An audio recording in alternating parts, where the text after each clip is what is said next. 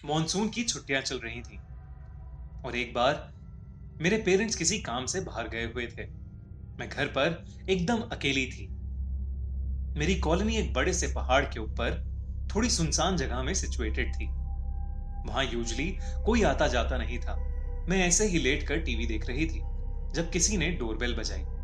मैंने कोई जवाब नहीं दिया क्योंकि नॉर्मली उस समय कोई घर पर नहीं आता जाता और अगर मेरी फैमिली होती तो खुद ही दरवाजा खोलकर अंदर आ जाती। दूसरी बार भी घंटी बजी लेकिन मैंने ध्यान नहीं दिया।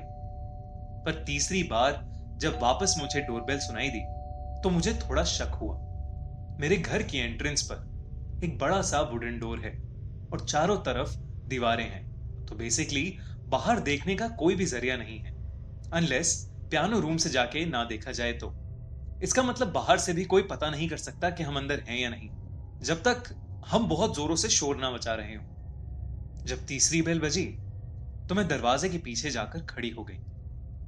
कोई भी नॉर्मल इंसान 3 बार घंटी बजाने के बाद चला जाता है, लेकिन वो जो भी था उसने जोरों से दरवाजा पीटना शुरू कर दिया, जिससे मैं बहुत ज्यादा डर गई।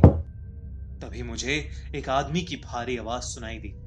मैं जानता हूं तुम अंदर हो, चलो चलो बाहर आओ। उसकी आवाज सुनकर मेरा दिल घबराहट के मारे दहल उठा।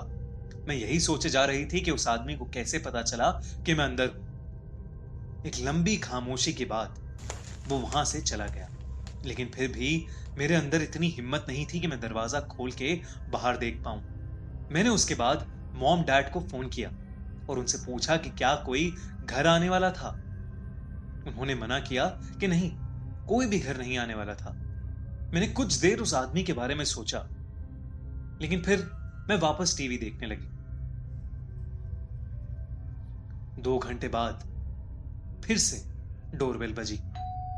मैं फिर से डर गई। इस बार मैं सहम उठी और मैंने टीवी की वॉल्यूम एकदम कम कर दी। इस बार मैं धीरे से पियानो रूम की तरफ गई और खिड़की से बाहर देखने लगी। मैंने उस रूम की खिड़की से देखा कि बाहर कौन था। वहां दरवाजे पर एक अजीब सी दिखने वाली औरत काले कपड़ों में खड़ी थी।